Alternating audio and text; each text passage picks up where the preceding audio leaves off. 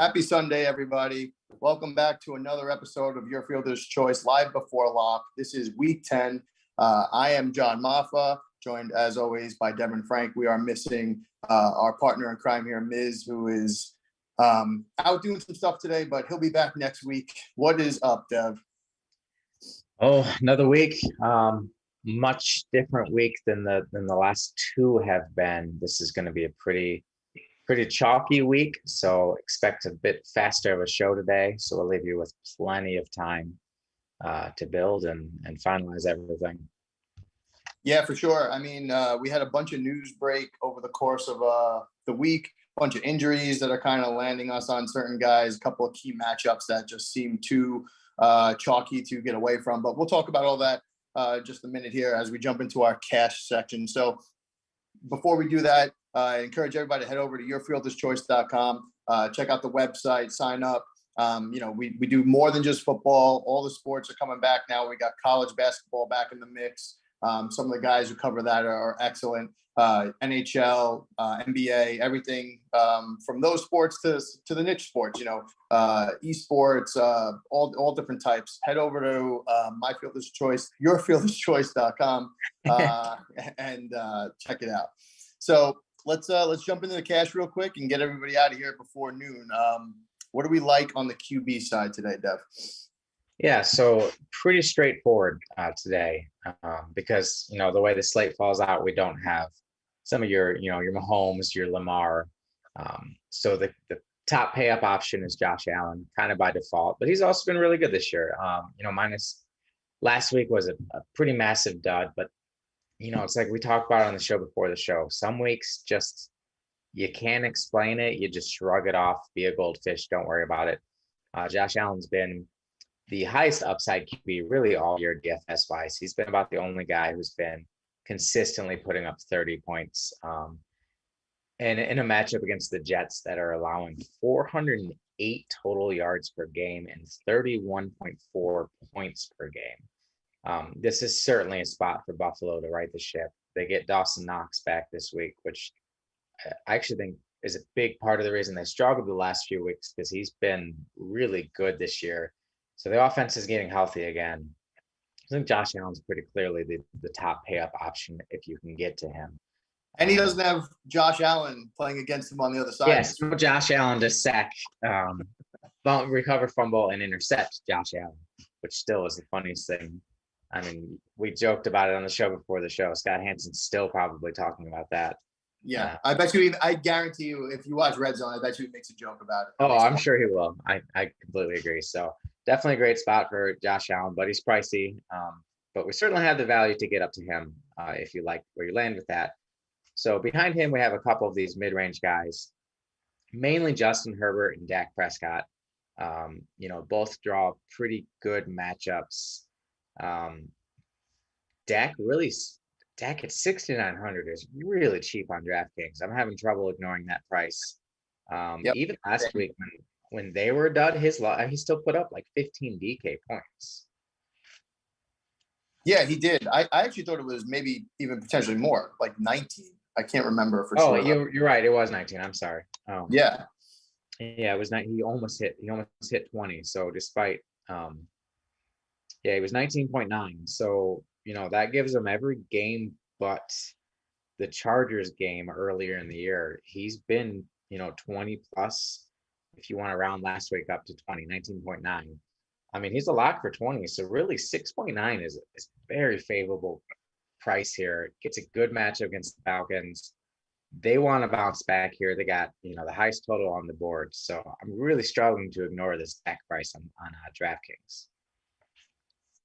Yeah, I mean, for me, we got some other guys here I'm sure you're going to mention, but it's one or the other on the Dak Prescott or Josh Allen train. That's how I'm looking at this slate for these values. And I don't know if I really want to go down and find value at the quarterback position this week when you have a ton of value at some of these other positions. Yeah, it's be hard to justify paying down this week at quarterback. So we do have, you of course got to mention Tom Brady. Another high total. They get a great matchup against Washington. They've shown us all year that game script doesn't matter. if he wants to throw the ball, he's going to throw the ball. It doesn't matter if they're up by 30. So Tom Brady's certainly in play, but again, he's kind of falls in an awkward price where it feels like if you're going to pay that much, you should just go get Josh Allen for a couple hundred more, or save some funds, drop down to a Herbert or a Dak. The only value I might consider would be Matt Ryan, who's quietly having a decent DFS year.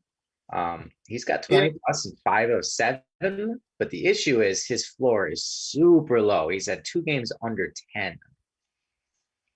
Yeah. Matt Ryan is one of those guys that honestly, no matter what we're talking about, DFS, season long, gambling, he always finds a way to screw me over. So yeah, I'm probably not the guy to preach to about Matt Ryan. Yeah, so it's his log's shockingly good, but like I said, that's the issue, and that's why his price is so low. Is if he's bad, he is really bad. Like we said with Dak, Dak had a bad week last week and he still put up 20 fantasy points. Matt Ryan has a bad week, he puts up 5. So understand if you're going to pay down for any of these guys like a Matty Ice, that it comes with risk. Carson Wentz is another guy. His log's actually quietly pretty good. He's about 20 every week. Again, you're looking at the same thing. So if you really don't like your lineups with the top price quarterback, I would consider Wentz or Matt Ryan. And then the last option would be Mason Rudolph as a pure punt. But we saw with Jordan Love last week that even at that price, it's not a guarantee they're going to come through. He does get a good matchup against Detroit. But my gut says that they're really leading on the run game here with Najee Harris, which we'll get into. So I would really be looking at those top price guys, and then I'm just giving you some lower options just to cover all our bases here. Yep, agree there. I know, as you always say, to tinker, right? When I was tinkering with my cash builds initially, it was one of the two. So I don't think you can really steer away from those 2 guys this week. Now, jumping over to the running back position, as you mentioned, Najee Harris just seems to be the chalk play here, especially with Big Ben out against a Detroit Lions team that is far from modest defensively. I think they're just going to feed him the ball a ton of times today. And I think that's just the way the industry is going in general. I don't know what his ownership percentage is up to, but it is definitely on the higher side for this week. Yeah, he should be a pretty chalky play, especially on DraftKings. He's probably too expensive on FanDuel. So he's 7.9 on DraftKings, good price. Comes in cheaper than Dalvin, McCaffrey, cheaper than Jonathan Taylor. Over on FanDuel, he is 9.4. He is tied for the most expensive running back on the board. So I don't expect a lot of ownership on FanDuel due to that price tag. That's high. But on DraftKings at 7.9, he's going to be chalky. You already mentioned Detroit. They're giving up 378 total yards per game, 30.5 points. And the big thing here is they're giving up 31.2 DK points per game to opposing running back positions. And when we're talking about Pittsburgh, we talk about the running back position. That's essentially Najee Harris. We joke about it on the show before the show all the time. 100% Najee Harris is on the field. He's got, I haven't confirmed lately, but most of the season he's been the highest snap count running back in the NFL because it's his show. So gotta love Najee Harris here. Yep. And I also don't think Mason Rudolph hurts his value much either. No, they're just gonna. If anything, they're just gonna lean on him a little bit heavier. So, I'm not scared by that and by the Big Ben news at all. So, and again, the matchup's awesome. So, and then we got 3 guys here that all have bigger roles due to injuries. We got Dearness Johnson and Mark Ingram, who are dirt cheap.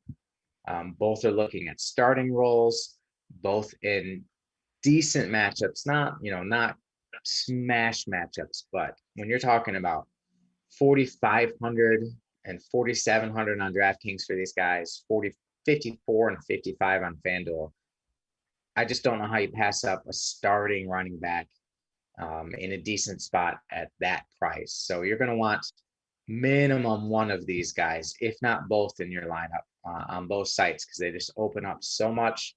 Like I said, they're in good, decent matchups. They're looking at starting gigs. Mark Ingram is older, but he actually should retake the lead as the Saints all-time leading rusher. So it's not like Mark Ingram can't play. And Dearness Johnson, when he had his moment to shine earlier in the season, he had 146 yards and a touchdown on 22 carries. So that Browns offensive line is awesome. Doesn't really matter who's the back. So outside of those, like I said, those are the main 4 guys I'm looking at today. It's where I expect your ownership to come in. Some other guys you can certainly consider: Jonathan Taylor, Austin Eckler, Zeke, Dalvin Cook. These are all guys, that we've obviously are great players. Also, don't sleep on Cordell Patterson. We talk about him all the time. Nobody ever plays this dude, and all he does is score 20 points a week. So certainly got to like him. He's essentially falling into like a mini where he gets a handful of carries a week, and then he's essentially their wide receiver 1 or wide receiver 2 this year. So don't sleep on Cordell. We talk about this guy every week, and then never pull the trigger. Never. So I won't be playing him again this week in cash, but I certainly will GPPs this year, and still just nobody plays him. So and we'll get into some more running backs in the GPP section, because there's certainly some GPP plays I like. Yeah. Yeah. So, I mean, you kind of touched on all the chalkier plays here. I don't know. Did you mention James Conner? Like I said, my internet. Yeah, that's where you cut out, or where I cut out, or one of us did. Yeah, James Conner, I like. He had a 77% snap share last week. So certainly got to be that's one of the 4 I'm really looking at is Najee, Conner, and then your 2 values in Johnson and Ingram. Yeah, it makes sense. I probably, for cash, I think I'm locking in Najee, and then, like you said, it's just one of the combination of these other guys here. Just too good to kind of turn away from. All right, let's move over into wide receiver here. This is where you can kind of go one of a few different ways. What do we like on the wide receiver front? Yeah, so kind of like with quarterback, there's a clear pay-up option. That's Devontae Adams. No Cooper Kupp on the slate. So that makes it pretty clearly the Adams show here. Draws a great matchup against Seattle, who's allowing 401 total yards of defense, total yards per game. Oddly enough, they're not allowing a lot of real points, but they're getting gashed up and down the field. Certainly got to like Adams. This feels like Aaron Rodgers. Aaron Rodgers just loves to, stick it to people. Yeah, and he kind of had a controversial week with his 25-minute. Kind of. Yeah. So this feels like a spot where Aaron Rodgers could come in and, give a few of the discount double check celebrations, and Devontae certainly would be the one he was going to. So I expect Devontae to be really popular, because you can build some pretty nice lineups with him. He's pretty clearly the top pay-up option here.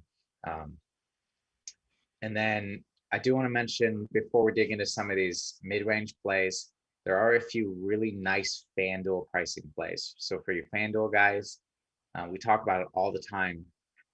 FanDuel is typically a player is 500 or more pricer on FanDuel than he is DraftKings.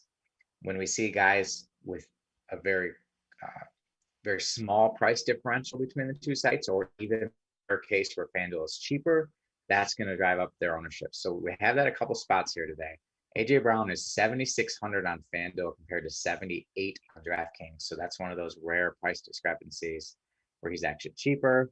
Not the greatest matchup in the world, but it's his show. Julio's on the IR for at least 3 weeks, probably the whole season, knowing Julio, dude can never stand the field. So certainly got to like AJ Brown over on FanDuel. Also, Terry McLaurin is 7,100 on FanDuel, 76 on DraftKings. So that's a pretty big discrepancy as well.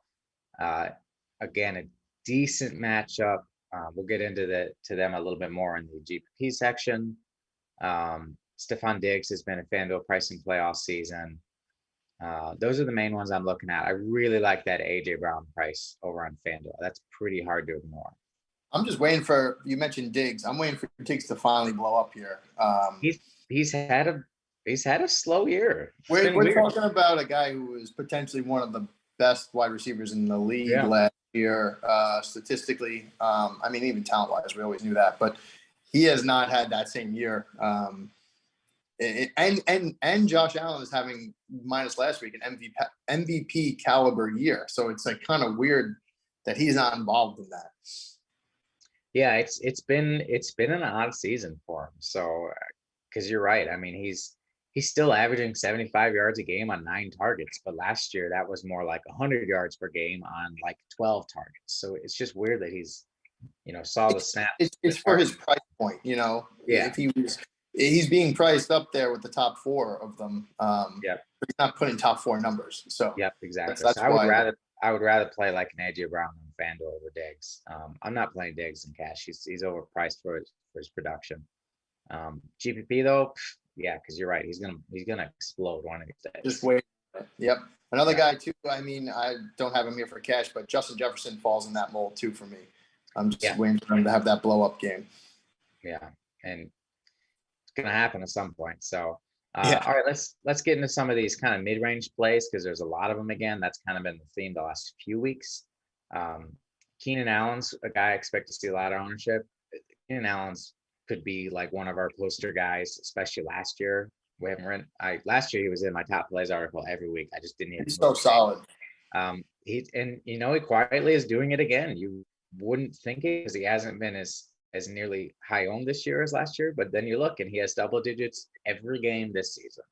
That's all he does. 10 targets. He's going to give you 75 to 100 yards. He's going to give you enough catches to get up to that double digit DK point range. And he remains in that nice mid range. So he's 7K on DraftKings, 7.2 on FanDuel.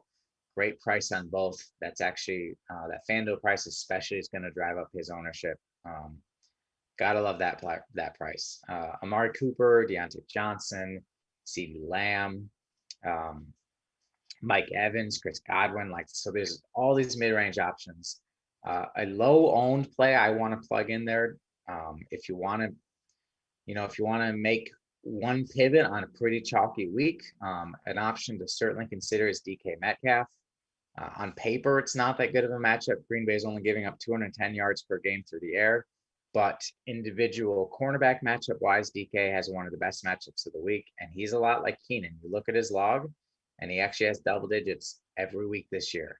So he comes in 200 cheaper than Keenan.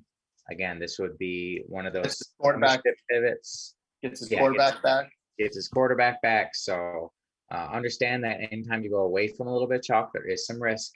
But I like to provide those little pivots you could make if you want on some reason behind them, and then let you decide from there, do I like the pivot or not? Chris Godwin would be another option, 100 more than Keenan. He's been really good. He gets that Washington offense, or that Washington defense that's just getting lit up this season. So definitely a lot of these options in the mid-range. My suggestion would be just like last week, take your time, look at these guys' logs, look at the cheat sheet, look at their stats, the opposing defense's stats, and go from there. Last couple of values to mention, Cole Beasley, I'm super high on this week. He quietly has double digits in 3 straight games, which the big thing though is 33 targets over the last 3 weeks combined. That's a big number. And he's coming in at just 5.2K on DraftKings and 6.1 on FanDuel. So that's a price I really like. He keeps putting up numbers, Beasley, just consistently. Yeah, for that price range too, he's been great value play. Yeah, so he's one. If you play Adams, you're going to need one receiver value, and I keep gravitating towards Cole Beasley for that target share lately. The production's been there as well. So Jerry Jeudy's another option. Jarvis Landry, of course, he was let down last week, but he's their clear number 1 at this point. Jacoby Myers is super cheap. Rondale Moore. So there are some options, but Cole Beasley is certainly my favorite value here. Yep, Rondale Moore, another fan of ours, or another guy that we're a fan of. Maybe he's a fan of ours. Who knows? Maybe we keep counting him up. He might be. Yeah, he should be a fan of ours, honestly. Yeah, he's in another matchup there where it doesn't look like he's going to play. I don't know if it got confirmed yet or not. But no Hopkins. AJ Green is coming back. However, he's also decently priced. I don't know if you saw that. I think he's like 4,600. Yeah, or AJ or Rondale. They're both in the same range. I think they're like within 100 or 200 of each other. Yeah. But some guys you can plug in there if you have to punt. They're not terrible punt options given everything that's going on with that Arizona offense. Yep, absolutely. Let's move over into your favorite position, tight end. Yeah, so boy, it's you. I believe you said it in text today. Boy, is tight end ugly. So it's a shit show. None of your big boys, and then a couple of these other guys feel overpriced. So the pay up option by default is Kyle Pitts. You know, I'm still waiting on this guy to be what I think he should be. He gets a lot of targets, but he's not catching a lot of them. He had 7 targets last week, caught 3. He had 6 targets the week prior, caught 2. And that's kind of holding him back. The 2 weeks that he did haul in his targets were the 2 weeks he went for 29.9 and 26.3. Both of those games, he only missed 1 pass each. So I'm not sure if that's a Matty Ice thing, if that's Pitt's missing some balls he should catch. But either way, my point is he's overpriced for the production, but he has far and away the highest ceiling at the position and today, and it's really not close. He's shown us 30-point upside. Gets a decent matchup against Dallas. It's given up 207 yards per game through the air, and we know this dude's talent-wise is just, he's probably the most raw talent in the league at the position. So if you're paying up, it's Kyle Pitts. I do not suggest paying up. I always prefer to pay down. This week's not the greatest group of pay down options, but we've got Dan Arnold, who's got 2 straight weeks, double digits, 10 targets 2 weeks ago, 7 targets last week, over 60 yards both weeks. If he can just find the end zone, he's got double digits in 3 of the last 4 weeks, 7+ targets in 3 of the last 4 weeks. Now, if he can just add in a touchdown, you're looking, 15, 20 points from this guy at a 3.5. It's an okay matchup, but you certainly got to like that price point, 3,500 on DraftKings as a solid punt that has been producing. Like I said, he's got double digits in 3 of the last 4. So Dan Arnold's a strong option. And then the other one I like is Pat Freiermuth. Speaking of touchdowns, this guy all he does is catch touchdowns, seems like. Yeah, that's right. So while we need Dan Arnold to catch some touchdowns, he's had the yards. All Pat Freiermuth has done is caught touchdowns. He's got 3 in the last 2 weeks, 6+ targets 3 straight weeks, double digits in 3 straight weeks. I was really high on him, much higher than Arnold, but losing Ben hurts a bit. But you're talking no Juju, no Claypool, so he's still in a really nice spot. On FanDuel, they're the same price. I would probably lean Freiermuth, but it's a flip of a coin. Arnold's been averaging more yards. Freiermuth's been getting the touchdowns. I could see them scoring very similar this week. So those are my 2 favorite value options. You could also throw in a Jared Cook, but I'm not crazy about the way that the Chargers have been hitting. They have 3 tight ends they use, and it's kind of been a close your eyes and throw a dart between the 3. Who's going to score the touchdown each week? Our boy Ricky Seals-Jones is still on the board, 3,700, yep. But I think I'd rather just take Dan Arnold for a couple hundred less. Save on the salary there a little bit. Yeah, put it one of those receivers we were talking about before. Yeah, so that's really where I'm leaning. Dalton Schultz is showing some ownership over on FanDuel at 6K. I think I'd rather just save the $900 and play a Dan Arnold or a Freiermuth. So that's. I mean, it's look, you're not going to feel good probably about any of these tight end picks this week. I've been looking at it all morning, and I've been able to convince myself and unconvince myself of guys. So I think you just roll with whatever your gut feeling is and move on. Yeah, you're certainly not going to be super excited about any of these guys. One name I added to this, you're looking on the screen here. This was more of just a GPP play, because again, it's really going to be the three that I talked about or in cash. Dawson Knox though is back. He's had a really good season. He has 5 touchdowns in just 6 weeks this year, including a touchdown 4 straight weeks before the week he got injured. So Yeah, he's taking all the Diggs touchdowns that we're looking yeah, for. yeah, well, it was kind of like the Dalton Schultz earlier this year. Nobody guards Dawson Knox because you got all these weapons, and he just, especially in the red zone, he's wide open. So I wouldn't play him in cash, but 4,500, 5,800 on FanDuel, a really nice GPP pivot with similar upside to Kyle Pitts. Dawson Knox has 2 games over 20 this year, so definitely an upside GPP play I wanted to mention. Yeah, and Buffalo drops points, minus Yeah. last, but they have the ability to just blow up on any given week with that offense. So, and they're not doing it on the ground much unless it's Josh Allen. So they're all right. You want to give us the spiel on defenses before we move over to GPPs?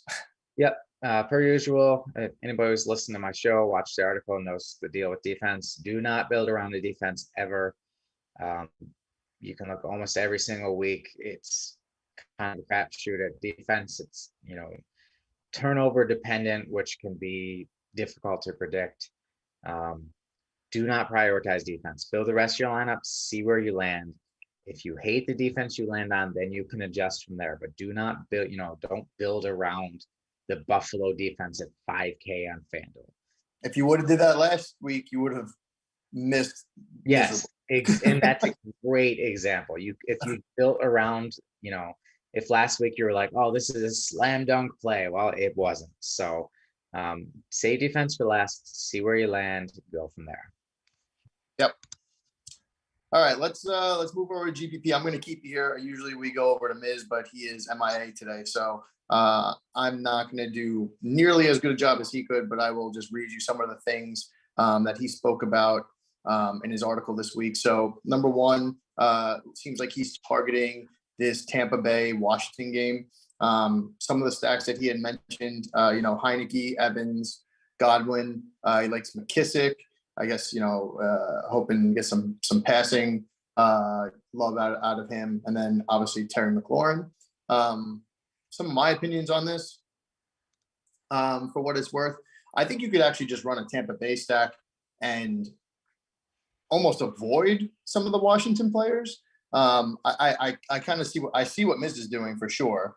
But I'm not even like, what I'm thinking here is like, I like the Evans and Godwin call, but why not maybe just run Tom Brady with that and just use that stack without even running it back on the Washington side, because it's very possible that Washington gets blown out. It's a little bit of a contrarian view there. And then, also if you do like a Brady Evans or Brady Godwin stack, McLaurin, we know, can have a big game and blow up at times, but his price tag is only a couple of hundred less than a Devontae Adams. And I feel like if you're in that range, I feel way more comfortable playing Devontae Adams than Terry McLaurin. He's so excited. Terry on FanDuel, he's expensive on DraftKings. Yeah, is he like 7,600, right? Yeah, he's only 71 over on he's 76 on DraftKings, 71 on FanDuel, which is a more appropriate tag. Yeah, and what did we say? Devontae was 79. So for 300 more, you're getting the best receiver in the league, and McLaurin has to really blow up for that to hit. Now, Miz is all with the GPPs. It's all about being contrarian. I understand the percentage is way lower probably on a Terry McLaurin, but what I'm saying is like you don't have to go that route. You don't have to run it back with the Washington players. You can look elsewhere when you're in that price range. Also, you mentioned Ricky Seals-Jones might be a good run back option, a cheap option. He's out there a lot of times. A lot of the plays, his snap percentage is pretty high. So that's just one way you can go. I do like McKissick at 5,200 though. You could do the Brady Evans Godwin stack like you mentioned, and then run it back with McKissick, who if they're behind is going to get a ton of passing work. And Gibson has that. He's going to play, but he's got that shin issue. Like I feel like that is just a nagging injury that's been around all year. I forget who said it. I read an article a while back that just said his shin is basically a ticking time bomb. Yeah, Like, which is crazy. He's just waiting for an injury. So yeah, that's how Miz feels, and that's how we feel on the Tampa Bay Washington front. Some other games here that he liked. He actually liked the Colts and Jacksonville, which is a definitely I think a contrarian view here too, because you don't expect Jacksonville to really keep up much. I think they're double-digit dogs, but he's got Wentz, Jonathan Taylor, who looks like he's in a great spot this week to just kind of torch that team. You got Michael Pittman, and then running it back with Dan Arnold and Agnew on Jacksonville. So that's it. Miz has some other guys maybe you may want to mention here. Like I know T.Y. Hilton is playing. I don't know if that does anything for you. If it was a better team than Jacksonville, probably not, but you never know. Like he could easily find the end zone, get a couple of catches, whatnot. So Ty is out there if you're looking that way. And then also another paid on option, I think at tight end, Mo Alley Cox. Not a bad guy to consider here for this stack. Yeah, and the Pittman's one of those cash plays in that mid range we talked about. He's quietly having a big year. He's got double digits in 7 of 9 games this year, including a 30.6, 23, couple 23s. So if I'm doing any sort of stack with the Colts, I'm definitely playing Pittman and obviously Jonathan Taylor. Yep. Some other games here that Miz also wrote up, the Chargers and the Vikings game. He had Herbert, Williams, and both Cooks. And he, to quote, this is what he told us this morning before we went live, good idea to get exposure elsewhere in this game too, mixing and matching the studs that are in this matchup. So that game has the potential shootout. I think it's a 3-point game. It could go easily slugfest back and forth. We'll see how that goes. But yeah, he's got Herbert, Mike Williams, and both Jared Cook and Dalvin Cook on the run back there. Yeah, the Cooks.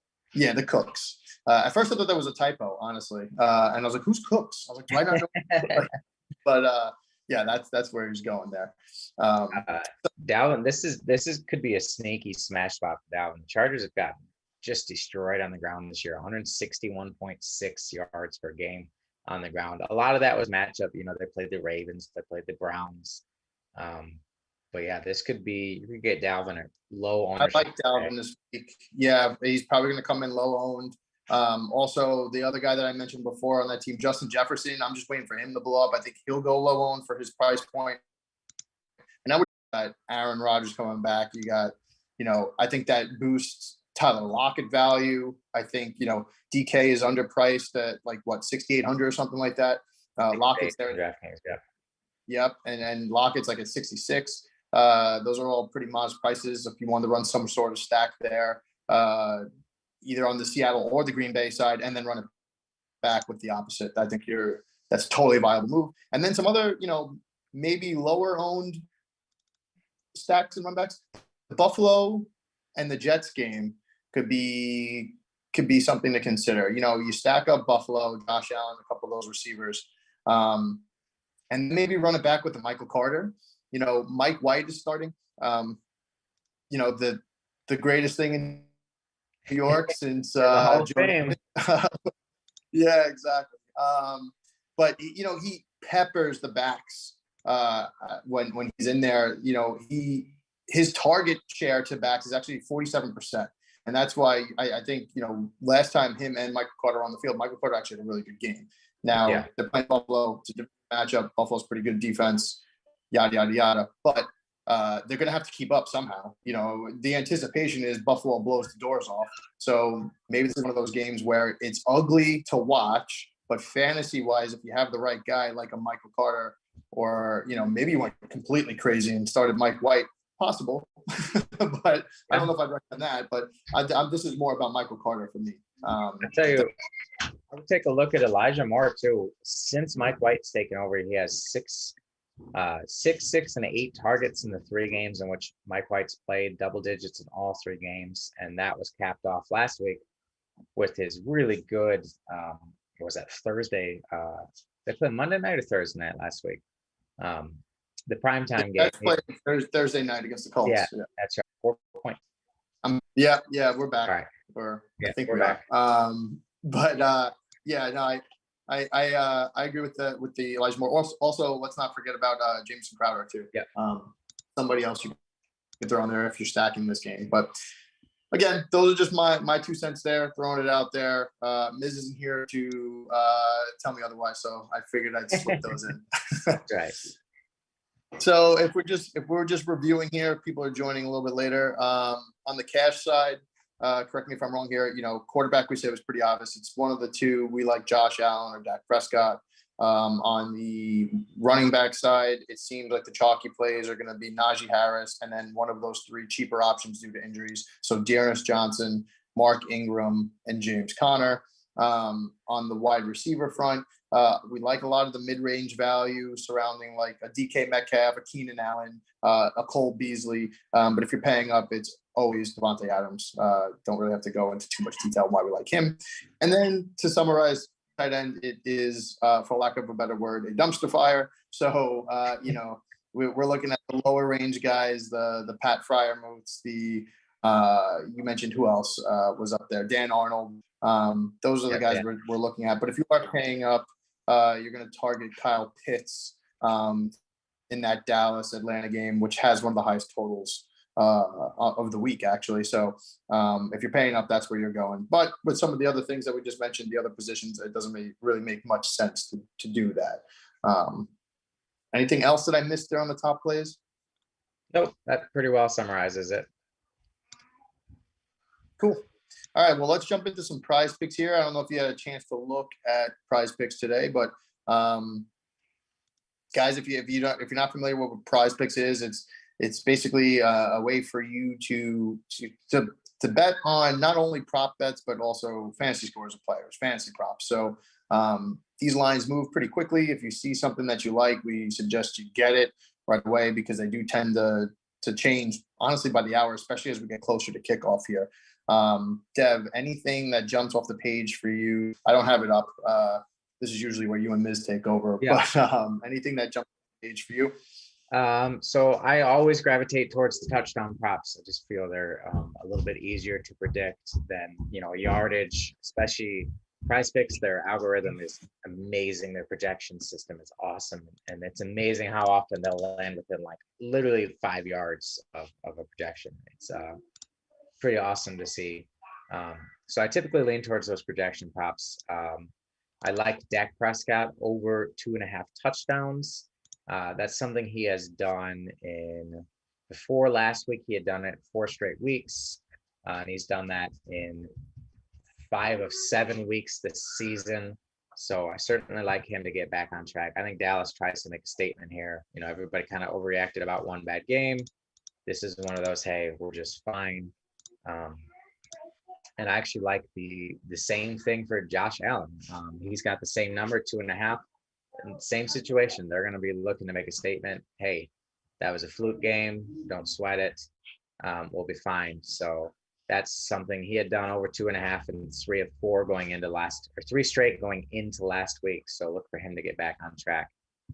That was the over on Dak Prescott touchdowns and over on Josh Allen touchdowns. Yep, 2.5. The touchdowns, not passing touchdowns, total touchdowns, which is nice because that gives you the rushing upside for like a Josh Allen.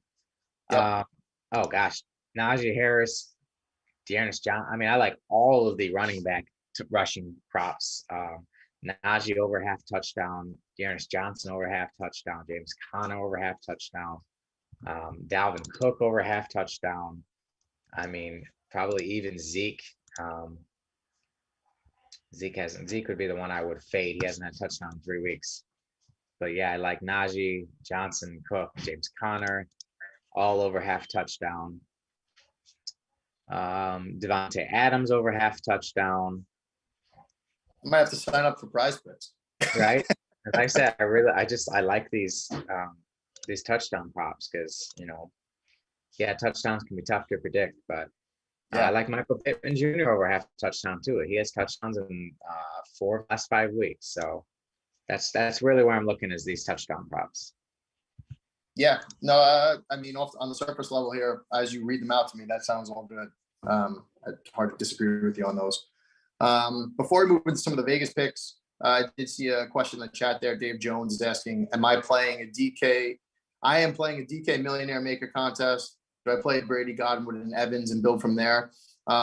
So I guess a couple of things here. When you're playing the Millie Maker, just know that it's an extremely hard contest. Obviously, your eyes light up when you see the millionaire payout, and I think that's a 500,000 person contest. You can play up to 150 entries, which makes it really difficult to kind of nail. But if you are going to nail it, it's usually the people that are focused on one game and building around from there. So your mindset is right. If you think the Tampa Bay Washington game is the game for you, and you think that's the game that's going to kind of break the slate, then absolutely you would want to start with Brady, Godwin, Evans, maybe run it back with somebody else like a Ricky Seals, who's probably going to be a little bit more lower owned and has potential to blow up. But that is the strategy there. You want to kind of focus in on one game. Those contests are extremely difficult. I don't really play those contests, and Dev, I know you don't either. I try to focus more on the smaller pool. Maybe I'll pay a little bit more, but the percentage of people that are playing is drastically different. But in the Millie Maker, that's the strategy you want. Line up each week on the show before the show, and more often than not, it's a stack of some sort with 3-4 guys from a game, and then just kind of filled in with some strong plays behind that. Yep. And I hope Dave heard that. It looks like we're having some internet issues today. I think we're doing just fine. I'm watching the feed here on my left, but we are going intermittently in and out. So apologies for that. Let's jump into the last bit here. One of our favorites. It's the Vegas picks. We'll just recap our picks from the show before the show and kind of get right into it. Let everybody get out of here just in time to build those lineups. So from this week's show before the show, I have Miz coming in on the Vikings +3. And some of these lines may have moved. We do that show on Wednesday nights. We have Miz, who likes the Vikings +3 against the Chargers. He has Kansas City in the night game -2.5 against Las Vegas. That should come with a caveat because he absolutely hates Las Vegas. So know that he is definitely biased in picking that one. I don't know. Hey, Kansas City could easily cover that number 3, but that's a Miz pick. If it was Devin, I wouldn't even be giving that caveat, but Miz is picking basically all year. So he also has the Rams -4 against the 49ers, which, as a 49er fan, I love too, because they're just trash right now. On my side, I have Green Bay -10, and I have us -9 against Atlanta, following that mantra that you was talking about, Dev, where I think it's a bounce back game. Hey, we're fine. They're at home. Atlanta is not a good team. I think they can put up points and easily win by 9. And then for you, Dev, I'll just read your picks, but Cleveland +1.5. Surprise, surprise. Cleveland boy going with the Browns against New England. You have Denver -2.5 against Philly. And you have Indianapolis -10.5 against Jacksonville. Not afraid of that big win last week. So yeah. Cool. Yeah, that's everything. Like I said, I think we landed right on time here. Get everybody out ready to go fill out those lineups. As G is mentioned in the chat, if you guys have any questions, jump in our Discord, ask questions. We're all in there. More of our staff is in there answering questions as well, not just me, Devin, Gervais, but a whole slew of people. So, and including the community, right? You can just kind of put broad questions out there and see what people are doing, share your lineups, that sort of stuff. Yeah, that's pretty much it for week 10. Do you have anything else here, Dev? No, I mean, this is a good week. It's going to be a little chalky. So, eat some of that obvious chalk and then win with, your wide receiver 2 and 3 pick, or, that's where your difference is going to be made today is, don't be afraid of that chalk. This chalk's chalk for a reason. Your receiver spot's going to be really the spot that, in my opinion, is going to kind of dictate your week. Yep. Well, that wraps it up for week 10 here. We will see you guys in Discord. Best of luck to everybody. Thank you, Dev, for joining us on this wonderful Sunday morning. Week 10, let's get it. We'll talk to you guys next week at the show before the show. Take care, everybody. In honor of Miz. Yeah, the peace sign fading out. Peace sign.